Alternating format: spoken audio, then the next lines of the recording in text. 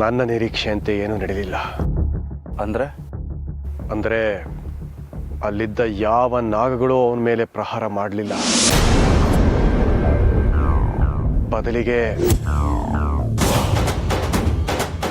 ಬದಲಾಗಿ ಏನಾಯ್ತು?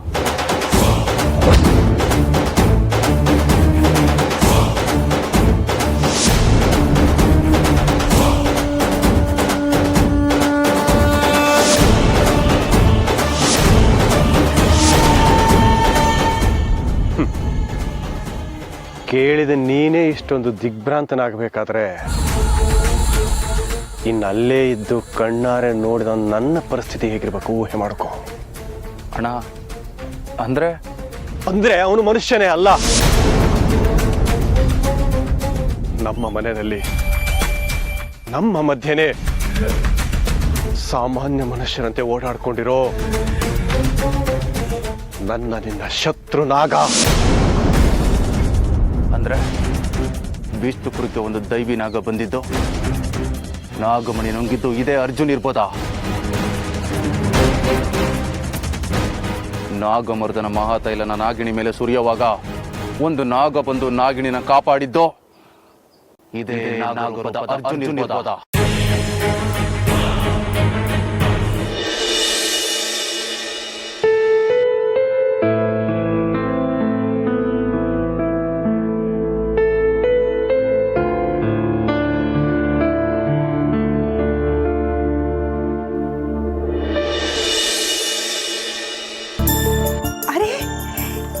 ಇದೇನು ಹಸಿರು ಕಲರ್ ರೇಷ್ಮೆ ಸೀರೆ ತಂದ್ಬಿಟ್ಟಿದ್ಯಾ? ಮದ್ವೆ ಏನಾದ್ರೂ ಗೊತ್ತಾಯ್ತಾ? ಅಜ್ಜಿ, ನಮ್ಮಂತ ಅಬ್ಬೆಪಾರಿ ಅನಾಥರಿಗೆ ಯಾರು ಹೆಣ್ಣು ಕೊಡ್ತಾರ ಅಜ್ಜಿ? ಹಾಕ್ಬಿಡ್ತೀನಿ ನೋಡು, ಮುಚ್ಚ ಬಾಯಿ. ನೀನ್ ಯಾಕೋ ಅನಾಥ ಆಗ್ತೀಯಾ? ನಾವೆಲ್ಲರೂ ಇಲ್ವಾ? ಅಷ್ಟೇ ಯಾಕೆ, ನಮ್ಮ ಅರ್ಜುನ್ ನಿನ್ ಜೊತೆ ಇದ್ದಾನೆ, ಇದಕ್ಕಿಂತ ಬೇಕಾ ನಿನಗೆ? ಈ ಪ್ರೀತಿ ವಾತ್ಸಲ್ಯದ ಮಾತುಗಳೇ ಅಜ್ಜಿ ನನ್ನ ಕಟ್ಟಾಕಿರೋದು. ತಗೊಳ್ಳಿ ಅಜ್ಜಿ. ಸರಿ, ಈ ಸೀರೆ ನನಗೆ ಯಾಕೆ ಕೊಡ್ತಿದ್ಯಾ? ಅಜ್ಜಿ, ನನಗೊಬ್ರು ಅಜ್ಜಿ ಇದ್ರು ಅಂತ ನಿಮ್ಗೆ ಹೇಳಿದ್ದೆ, ಗೊತ್ತಲ್ವಾ? ಹೌದು. ನಮ್ಮ ಅಜ್ಜಿ ಕೊಡಬೇಕು ಅಂತ ಈ ಸೀರೆನ ತುಂಬ ಪ್ರೀತಿಯಿಂದ ತಗೊಂಬಂದೆ ಅಜ್ಜಿ. ಆದರೆ ಇವತ್ತು ನಮ್ಮ ಅಜ್ಜಿನೇ ಇಲ್ಲ.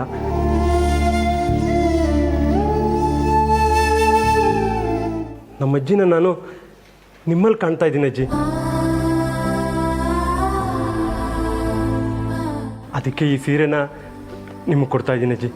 ಪ್ಲೀಸ್ ತಗೊಳ್ಳಿ ಅಜ್ಜಿ.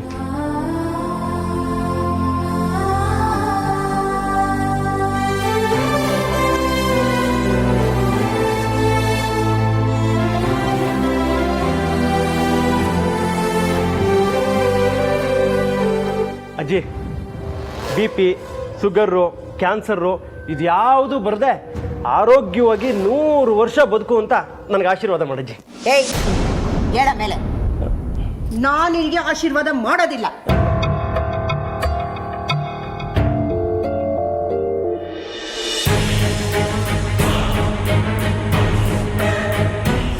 ನಾಗರ ಚುಂಬನ ಅನ್ನೋ ಹಾಗೆ ನಾವಿಬ್ರು ಇಷ್ಟು ದಿನ ನಮ್ಮ ಶತ್ರುಗಳ ಜೊತೆ ಬದುಕಿದ್ವಾ?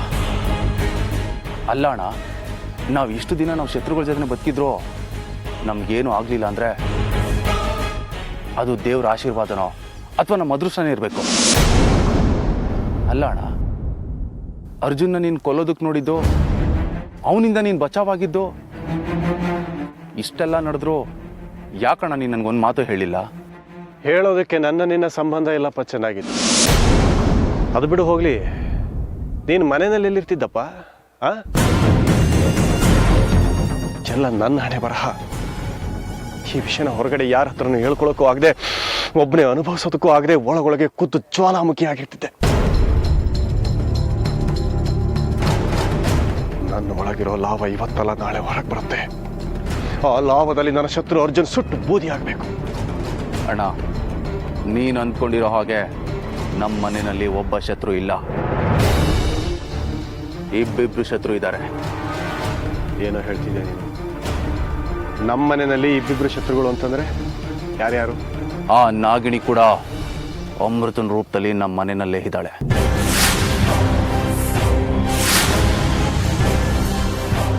ಮುಂದೆ ಅಣ್ಣ, ಇದು ಆತುರದಲ್ಲಿ ನಿರ್ಧಾರ ತಗೊಳ್ಳೋವಂಥ ವಿಷಯ ಅಲ್ಲ.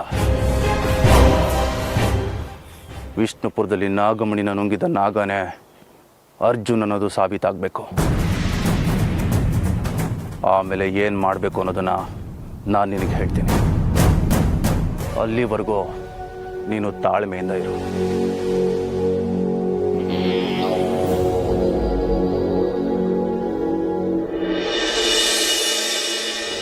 ಯಾಕೆ ಮಾಡಲ್ಲ? ಯಾಕೆಂದ್ರೆ ನನ್ನ ಆಶೀರ್ವಾದ ನಿನಗೆ ಫಲಿಸೋದಿಲ್ಲ. ಫಲ್ಸಲ್ವ? ಯಾಕಜ್ಜಿ? ಯಾಕೆಂದ್ರೆ ಮದುವೆ ಮುಂಚೆ ಇಲ್ಲದೆ ಈ ರೀತಿ ಗುಂಡ್ರು ಗೋವಿ ಥರ ಇರೋನು 100 ವರ್ಷ ಇದ್ರೇನು 100 ನಿಮಿಷ ಇದೆ, ಎಲ್ಲ ಒಂದೇ. ವೇಸ್ಟ್. ಅಜ್ಜಿ, ಈಗ ನಾನು ಅದಕ್ಕೆ ಏನು ಮಾಡಬೇಕು?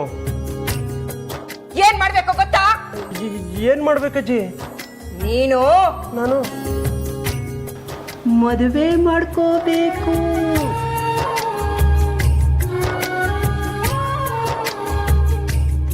ಅಜ್ಜಿ, ನಾನು ಮದುವೆ ಮಾಡ್ಕೊಳ್ಳೋದಕ್ಕೆ ಶತಾಬ್ದಿ ಎಕ್ಸ್ಪ್ರೆಸ್ ಥರ ಫಾಸ್ಟಾಗಿ ಕಾಯ್ತಾ ಇದ್ದೀನಿ. ಆದರೆ ಒಂದು ಕಂಡೀಷನ್. ಏನು? ನಾನು ಮದುವೆ ಮಾಡ್ಕೊಳ್ಳೋ ಹುಡುಗಿನ ನೀವೇ ಹುಡುಕ್ಬೇಕು. ಅಯ್ಯೋ ದಡ್ಡ, ಹೆಣ್ಣು ಹುಡುಕೋದು ಮದುವೆ ಮಾಡೋದು ಪುಣ್ಯದ ಕೆಲಸ. ಆಯ್ತಪ್ಪ, ನಿನ್ನ ಮದುವೆನ ನಾನೇ ನಿಂತು ಮಾಡ್ತೀನಿ, ಸರಿನಾ?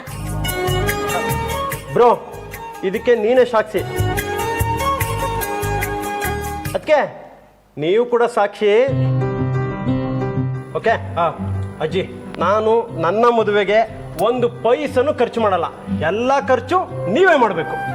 ಅಲ್ಲ ಕಣೋ, ನೀನು ಬಾಯಿ ತುಂಬ ನನ್ನ ಅಜ್ಜಿ ಅಂತ ಕರಿತಾ ಇದೀಯ. ನೀನ್ ನನಗೆ 3ನೇ ಮೊಮ್ಮಗ ಇದ್ದಂಗೆ.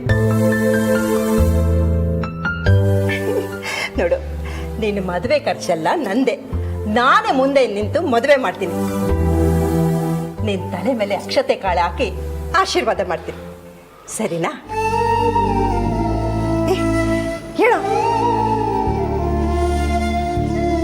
ನಂದ, ಇದರಲ್ಲಿ ನಂದು ಒಂದು ಸ್ವಾರ್ಥ ಇದೆ ಕಣೋ. ಅದೇನು ಹೇಳಜ್ಜಿ? ನಮ್ಮ ಅರ್ಜುನ್ ಸ್ವಲ್ಪನೂ ಹೇಳಿದ ಮಾತು ಕೇಳೋದಿಲ್ಲ. ಹೇಳ್ದೆ ಕೇಳದೆ ಎಲ್ಲೆಲ್ಲೋ ಹೊರಟೋಗ್ತಾನೆ. ಅವನ ಜೊತೆಲಿ ಇಟ್ಕೊಂಡು ನೀನು ಅವನ್ನ ನೋಡ್ಕೋತೀನೋ? ಅಷ್ಟೇ ತಾನೇ ಅಜಯ್. ಇವತ್ತಿಂದ ಅರ್ಜುನ್ ಶ್ರೀರಾಮಚಂದ್ರ ಇದ್ದಂಗೆ, ನಾನು ಆಂಜನೇಯ ಇದ್ದಂಗೆ. ಶ್ರೀರಾಮಚಂದ್ರನ ಜೊತೆ ಯಾವಾಗಲೂ ಆಂಜನೇಯ ಇರ್ತಾನಲ್ಲ, ಆ ಥರ ನಿಮ್ಮ ಮೊಮ್ಮಗನ ಬೆನ್ನಿಗೆ ಅಂಟ್ಕೊಂಡಿರ್ತೀನಿ. ಓಕೆನಾ? ಇವತ್ತಿಂದ ಈ ಆಂಜನೇಯ ನಮ್ಮನೆ ಸದಸ್ಯ. ಆಯ್ತಲ್ಲಪ್ಪ. ರೋಗಿ ಬಯಸಿದ್ದು ಹಾಲು ಅನ್ನ, ವೈದ್ಯ ಹೇಳಿದ್ದು ಹಾಲು ಅನ್ನ. ಇನ್ಮೇಲೆ ಅರ್ಜುನ್ ಅವ್ರ ತಲೆ ತಿನ್ನೋದಿಕ್ಕೆ ಕೆಂಟು ಬಿದ್ದಾಗ ಆಯ್ತು. ಅದಕ್ಕೆ ವಿಷ್ಣು, ವಿಷ್ಣು ಬಾಯಿಲಿ ಭಾರ ಇಲ್ಲಿ. ವಿಷ್ಣು, ನಂದ ನಮ್ಮ ಮನೇಲಿ ಇರೋದಕ್ಕೆ ನಿಂದೇನೂ ಅಭ್ಯಂತರ ಇಲ್ಲ ತಾನೆ?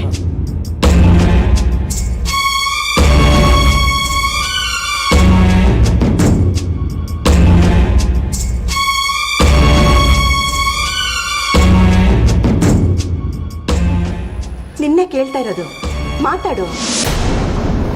ನಂದ ಇರ್ಬೋದು. ಇನ್ನೇನಪ್ಪ, ಅಪ್ಪನೂ ಒಪ್ಪಾಯ್ತು ನೀನು ಇರೋದಕ್ಕೆ. ಬ್ರೋ, ನಾವ್ ಹೆಂಗ್ ಗೊತ್ತಾ, ನಮ್ಗೆ ನಿಂತ್ಕೊಳ್ಳೋದಕ್ಕೆ ಸ್ವಲ್ಪ ಜಾಗ ಕೊಟ್ರೆ ಸಾಕು, ಅಲ್ಲೇ ಚಾಪೆ ಹಾಸಿ ಜಾಂಡ ಹೊರಬಿಡ್ತೀವಿ.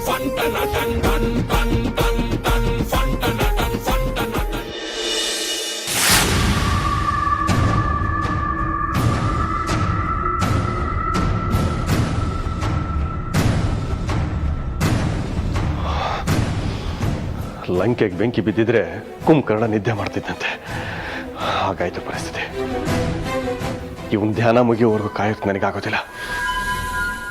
ರುದ್ರ, ರುದ್ರ, ಏನಣ್ಣ? ಬಾ, ನನ್ನ ಜೊತೆ ಮಾತಾಡ್ಬೇಕು.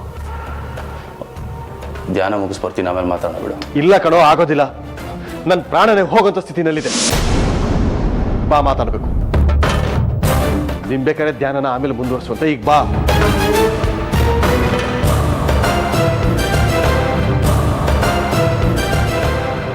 ಏನಣ್ಣ? ಬಾಯ್. ಯಾಕಣ್ಣ? ಏನ್ ವಿಷಯ? ಯಾಕೆ ಹೀಗೆ ಗಡಿಬಿಡಿಯಾಗಿ ಕರ್ಕೊಂಬಂದೆ? ಅಲ್ಲ, ನಮ್ಮ ಅಮ್ಮನಿಗೆ ಏನಾಗಿದೆ ಅಂತೇಳಿ. ಅಲ್ಲ, ಬುದ್ಧಿನೇ ಬೇಡವಾ ಇವ್ರಿಗೆ? ಈಗ ಅಮ್ಮನಿಂದ ನಿನ್ಗೆ ಅಂಥದ್ದೇನಾಗಿದೆ?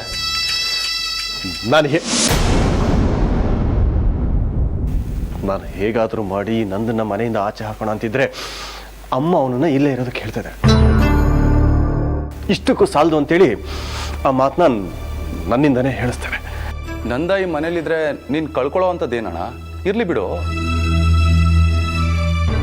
ಯಾಕೋ, ನಿನಗೂ ಅಮ್ಮನ ಗಾಳಿನೇ ಬಡ್ಕೊಂಡಿದೆಯಾ ಹೇಗೆ? ಯಾಕೆ ಕೇಳ್ತಿದ್ಯಾ? ಯಾಕಣ್ಣ? ಅವನಿದ್ರೆ ನಿನಗೆ ತೊಂದರೆ ಏನಾಗುತ್ತೆ? ದಡ್ಡನ್ ಥರ ಮಾತಾಡಬೇಡ ರುದ್ರ.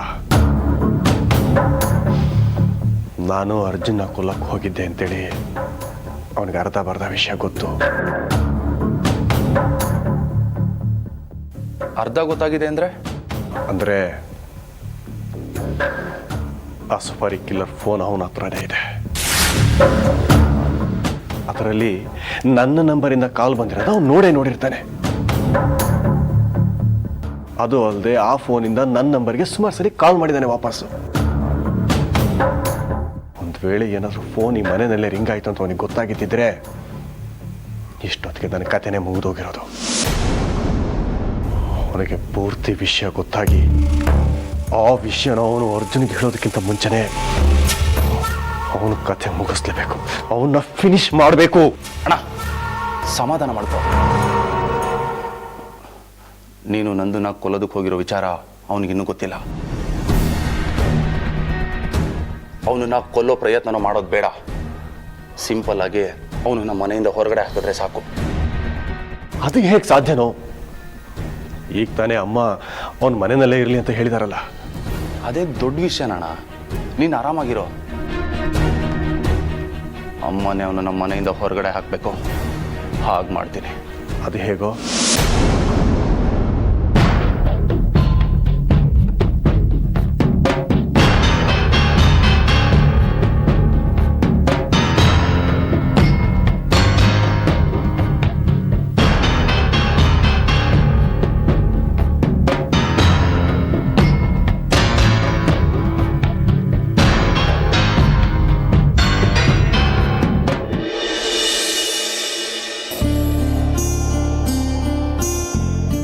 ಅದಕ್ಕೆ ಅದು ಕಾಫಿ ಏನಾದರೂ ಬೇಕಾಗಿತ್ತಾ? ಬೇಡ ಅದಕ್ಕೆ. ಒಂದು ಮುಖ್ಯವಾದ ವಿಷಯ ನಿಮ್ಮ ಹತ್ರ ಮಾತಾಡೋದಿತ್ತು. ಹೇಳಿ.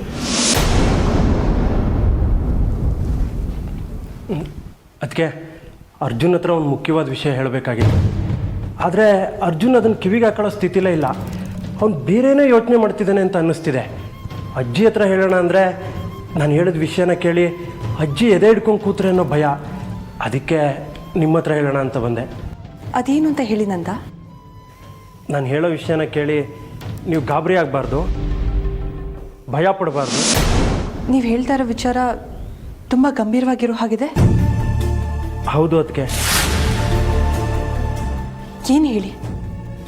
ಅದು ಅದಕ್ಕೆ ಪ್ರತ್ಯಕ್ಷವಾಗಿ ಕಂಡ್ರು ಪ್ರಾಮಾಣಿಸಿ ನೋಡು ಅಂತಾರೆ. ಆದರೆ ಕೆಲವು ಸಲ ಪ್ರತ್ಯಕ್ಷವಾಗಿ ಕಾಣ್ತೀವಿ, ಆದರೆ ಪ್ರಾಮಾಣಿಸಿ ನೋಡೋಕ್ಕಾಗಲ್ಲ.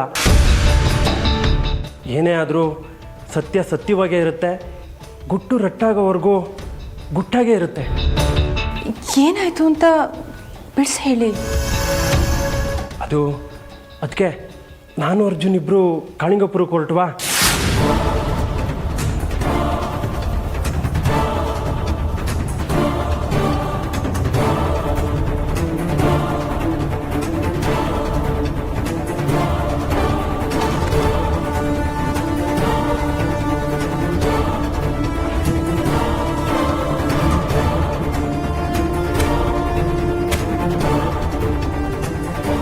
ಇಷ್ಟಾಯ್ತು ಅದಕ್ಕೆ.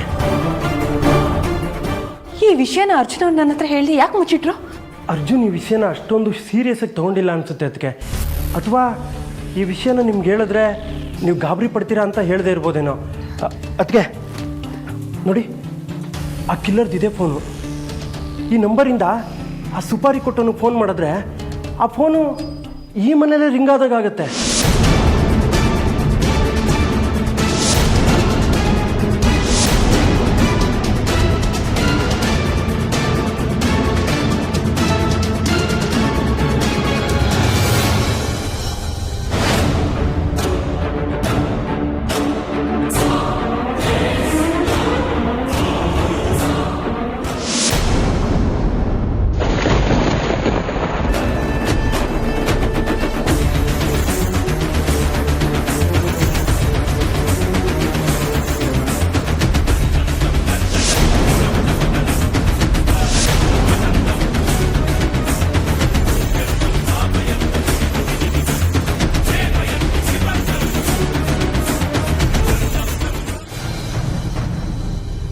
ಅದಕ್ಕೆ ಇದೆಲ್ಲ ಹೇಗೆ ಸಾಧ್ಯ ಅಂತ ನನಗೆ ಗೊತ್ತಾಗ್ತಾನೆ ಇಲ್ಲ.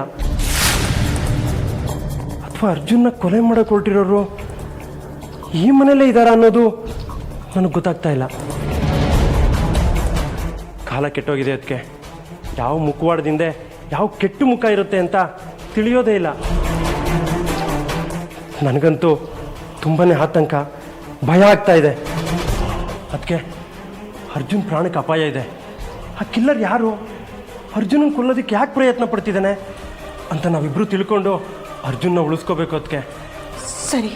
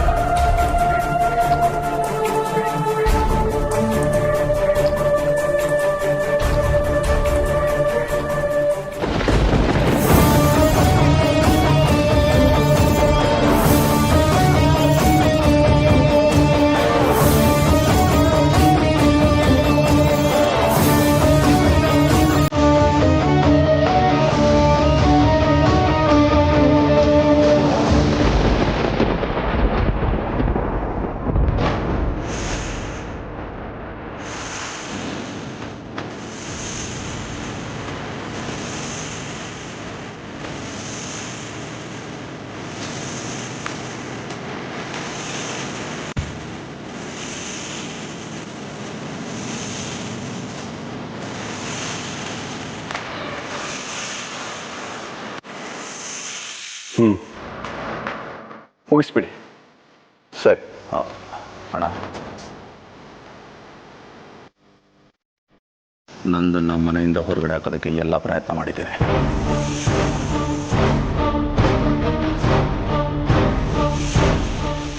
ನೋಡು ರುದ್ರ, ನೀನು ಏನು ಮಾಡ್ತೀಯೋ ಏನೋ, ಆದರೆ ಈ ಸಲ ಮಾತ್ರ ಯಾವುದೇ ಕಾರಣಕ್ಕೂ ಅವ್ನು ತಪ್ಪಿಸ್ಕೋಬಾರ್ದು. ಈ ಸಲ ನಾನು ಹೆಂಡಿರೋದು ಸಂಚಿನ ಸರಪಳಿ ಅಲ್ಲ, ಸಂಚಿನ ಸುಳಿ. ಒಂದು ವೇಳೆ ಸರಪಳಿಯಿಂದ ತಪ್ಪಿಸ್ಕೋಬೋದು, ಆದರೆ ಸುಳಿಯಿಂದ ತಪ್ಪಿಸ್ಕೊಳ್ಳೋದಕ್ಕೆ ಸಾಧ್ಯನೇ ಇಲ್ಲ.